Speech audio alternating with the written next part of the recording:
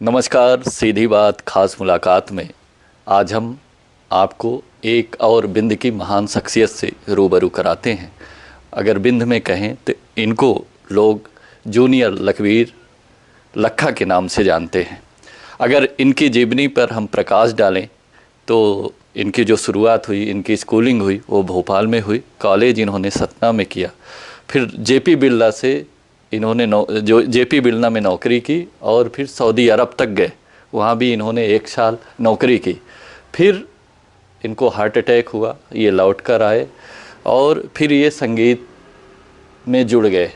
कोई एक घटना कहें इनके जीवन में या कोई ऐसा मोमेंट, ये हनुमान चालीसा का पाठ करने जबलपुर गए थे और ये वहीं से इनके नए जीवन की शुरुआत हुई।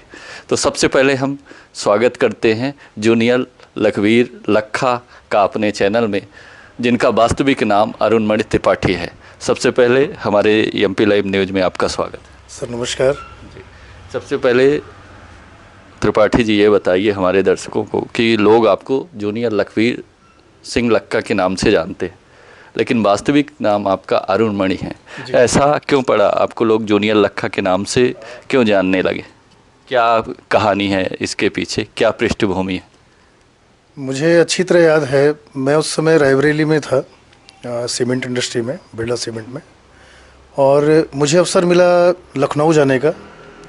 और लखनऊ में लखवीर सिंह लखा जी का कार्यक्रम होने वाला था और शुरुआती दौर में लोकल टीम को वहाँ पर मौका दिया जाता है। तो हमारे एक मित्र हैं जिनका और बैंड वहाँ पर लगा हुआ था और उन्होंने ये कहा, क्योंकि वो जानते थे कि मैं लखवीर सिंह लखा जी के भजनों को गाता हूँ। उतनी तैयारी नहीं थी, लेकिन यही 2 4 6 भजन में उनके बखूबी गाने का प्रयास करता था। तो वो अवसर मुझे वहाँ पर करीब 1 घंटे का लोकल कार्यक्रम देने का अवसर मिला और लखवीर सिंह लखा जी जो कि ग्रीन रूम में थे और वो आए मंच पर और उन्होंने कहा कि ये भजन कौन गा रहा था।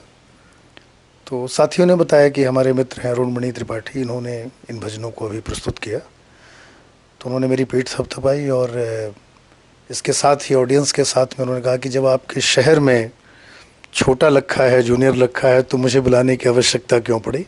तो एक हौसला वहाँ से उनके भजनों को और भी गाने का, उनके कलेक्शन तैयार करने का मुझे एक बल मिला।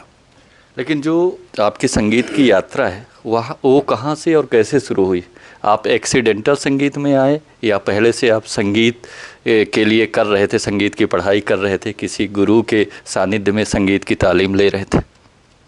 बचपन से ही गाने का शौक़ था, क्योंकि माता पिता भी लोकल फोक गायक, मतलब फोक गायक नहीं कहूँगा मैं, माहौल एक घर में संगीत में था। पिताजी रामायण के बहुत अच्छे गायक हैं, क्षेत्र में उनका अपना नाम था। माताजी भी अपनी जो लोक धुनें होती उनको गाती थी। तो अंदर से ये भाव बनता था कि हाँ मैं भी कुछ गाऊं।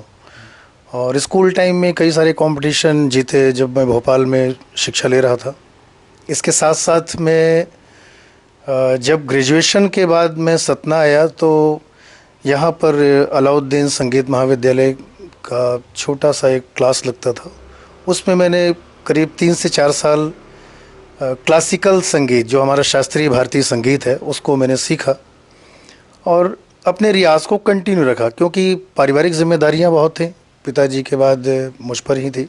पिताजी को सपोर्ट करना था मुझे, तो ये चाह रहा था कहीं कोई अच्छी सी नौकरी मिल जाए। तो संगीत की दिशा में उतना कदम में नहीं बढ़ा पाया उस समय और नौकरी में चला गया। इसके बाद सऊदी अरेबिया में मुझे हार्ट अटैक हुआ और पुनः आने के बाद जो मेरी उस संगीत की शिक्षा थी उसका रियाज़ लगातार किया। और उस 1 साल के दौरान, उस रियाज़ के दौरान मुझे एक अवसर जबलपुर में हनुमान जयंती का बहुत अच्छा बड़ा कार्यक्रम होता है पचमठा गुलौआ में, वहाँ मुझे अवसर मिला पहला, और उसके बाद मैंने पीछे मुड़कर नहीं देखा। वो एक छाप ही लोगों के दिमाग में अरुणमणि लखा की ही बन गई वो।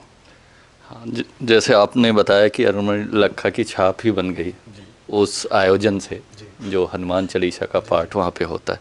लेकिन जिस तरह से सऊदी अरेबिया में आपको हार्ट अटैक आया और हार्ट अटैक से आपके जीवन की नई शुरुआत हुई, आपका पुनर्जन्म हुआ, अगर हम जीवन की बात करें तो नया जीवन मिला, ठीक हुए, इलाज हुआ।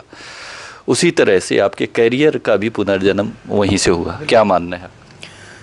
बिल्कुल, मैं इस बात को मानता हूँ कि अगर ईश्वर के चरणों में से आप जुड़ते हैं, कहते हैं कि आप एक कदम उनकी ओर बढ़ाइए, तो कई कदम उनके हमारी ओर बढ़ जाते हैं। और निश्चल मन से जब कोई कार्य किया जाता है तो सफलताएं मिलती हैं। और ये मेरा सौभाग्य है कि बहुत कम समय में अच्छे लोगों का साथ मिला, संगीत के अच्छे चाहने वाले लोग मिले, जिन्होंने अपना मान सम्मान, प्यार, स्नेह सब कुछ मुझे दिया। मैं उन सभी का बहुत बहुत आभार व्यक्त करता हूँ, जिनके भी द्वारा आज मैं इस जगह तक पहुँचा हूँ।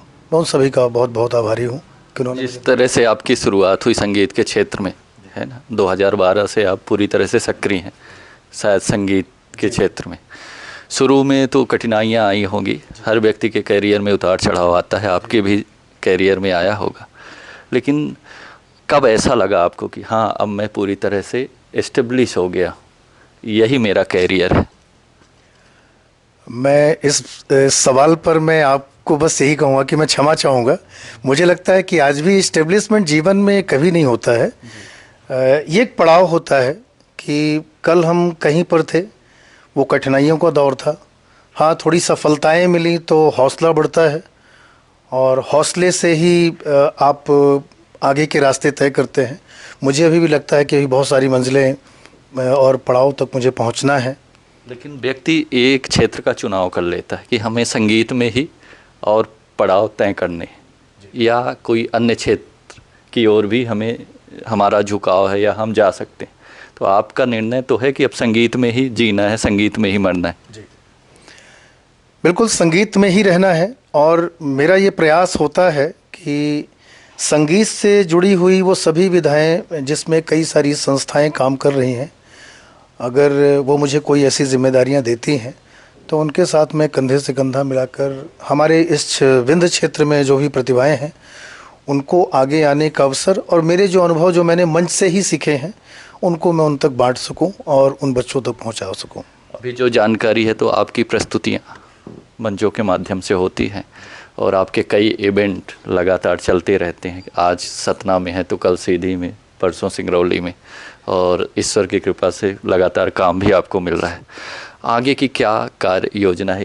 इवेंटों के माध्यम से ही लोगों को इंटरटेन करना है या कुछ और बड़ा करना है, या सिर्फ स्टेज शो तक ही सीमित रहना? स्टेज शो एक विकल्प नहीं है किसी भी चीज़ को आगे बढ़ाने का। ये एक माध्यम हो सकता है कि मेरी एक भूख है कि मैं एक अच्छे मंच में काम करूं, उसके लिए मैंने वैसे स्टेज बनाए, तैयार किए, ऐसे लोगों का मुझे साथ मिला या उन्होंने मुझे ऐसी जिम्मेदारियां दी। इसके बावजूद मैं चाहूँगा कि आज के परिप्रेक्ष्य में संगीत को हाशिए में कहीं जा रहा है, एक अच्छा संगीत लोगों तक नहीं पहुँच रहा है। और अक्सर मैंने देखा है कि शोर ज़्यादा हावी है, रचनाएं फीकी सी पड़ रही हैं, और इसके साथ साथ अच्छे आयोजन भी अब कम हो रहे हैं जो आज से 15 से 20 साल पहले हुआ करते थे। और संगीत काफ़ी अधकुचरा सा हो गया है। तो मैं यही चाहूँगा जो भी संगीत के साथी हैं जो इसमें दक्षता लिए हुए हैं या प्रोफेशनल तरीके से भी स्टेज शो भी करते हैं, कि उनकी ये जिम्मेदारी बनती है कि इसकी गरिमा को बनाए रखें। ये इतना सस्ता ना हो जाए कि वो एक मदारी के खेल सा लगने लगे। यानी आपका कहना है अपने विधा के लोगों से कि उसको एक स्तर बना के रखें और मदारी का खेल जैसा ना हो जाए कि हर कहीं व्यक्ति मंचन करने लगे या अपनी प्रस्तुति देने लगे।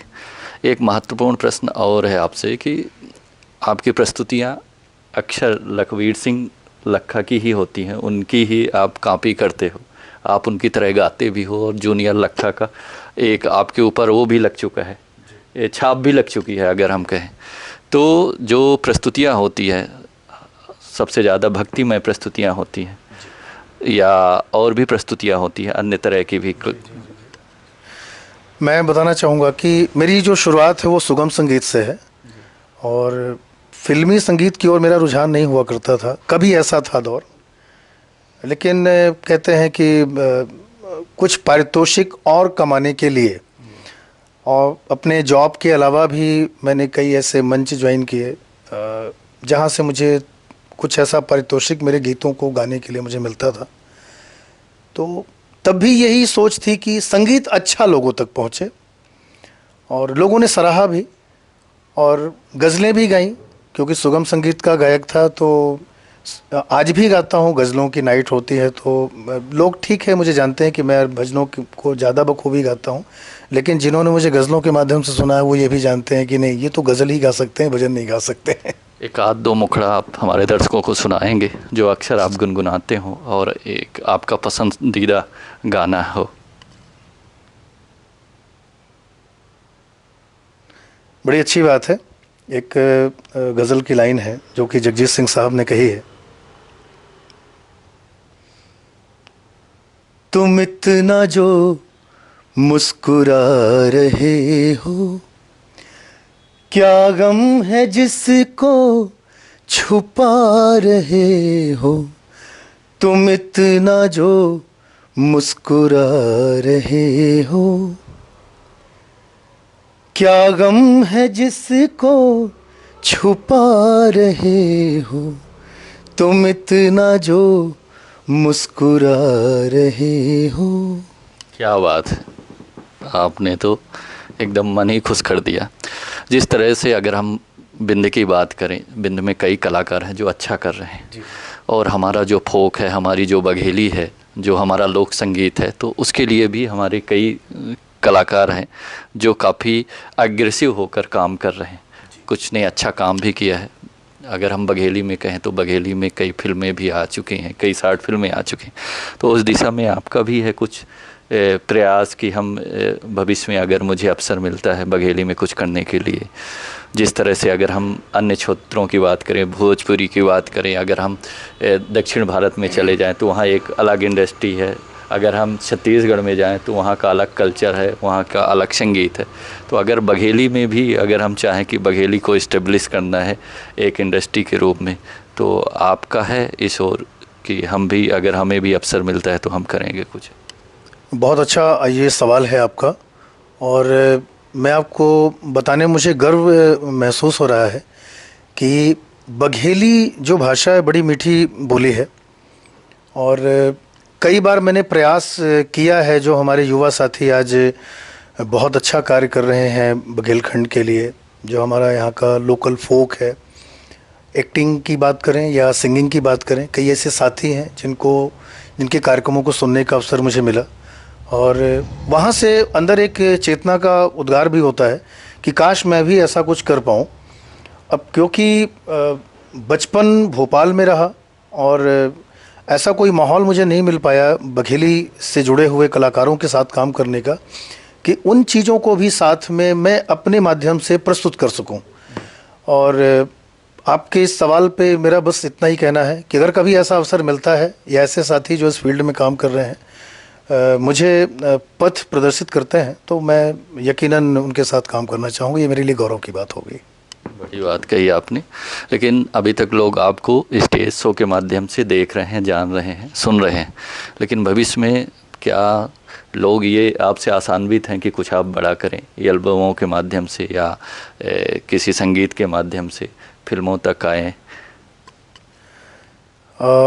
मुझे बताने में खुशी होगी कि आज से लगभग 20 साल पहले 1999 या 2000 की बात है, मुंबई भी मैं गया था स्ट्रगल करने के लिए अपने संगीत के माध्यम से, लेकिन अवसर नहीं मिला। वहाँ लगभग 6 महीने यहाँ वहाँ भटकता रहा। और वर्तमान की अगर मैं बात ये कहूँ कि आने वाले समय में संगीत अच्छा हो सकता है, और मुझे भी अगर ये जिम्मेदारियां कहीं पर अगर मिलती हैं, कुछ करने का अवसर मिलता है, तो मैं उसको बखूबी करना चाहूँगा। अभी हमारी बात अरुणमणि त्रिपाठी जी से हुई, जो जूनियर लखा के नाम से इस पूरे विंध्याचल में जाने जाते हैं। उनके काफ़ी प्रशंसक भी हैं, काफ़ी अच्छी उनकी फ़ैन फॉलोइंग भी है। लगातार स्टेज शो के माध्यम से अभी तक जनता से रूबरू हो रहे हैं, जनता को इंटरटेन कर रहे हैं। आज भी उनका कहीं कार्यक्रम है, और उनकी व्यस्तता के बीच हमने आकर उनका साक्षात्कार किया। भविष्य में उनका ये भी कहना है कि अगर मुझे अवसर मिलता है बघेली में कुछ करने के लिए तो मैं ज़रूर करूँगा, क्योंकि बघेली बड़ी मीठी है और हमारी क्षेत्रीय बोली भी है और हमारा फोक है, हमारा बेस है। लेकिन मेरी जो शिक्षा दीक्षा हुई और सर्वाधिक मैं भोपाल में रहा, इस कारण मेरी उतनी बघेली से कनेक्टिविटी नहीं हो पाई, जिसके कारण मैं अपने आप को बघेली में पूरी तरह से ढाल नहीं पाया हूँ। लेकिन अब अवसर अगर मिलता है, अगर मुझे कोई ऐसा प्रोजेक्ट ऑफ़र करता है तो मैं ज़रूर बघेली के लिए काम करूँगा।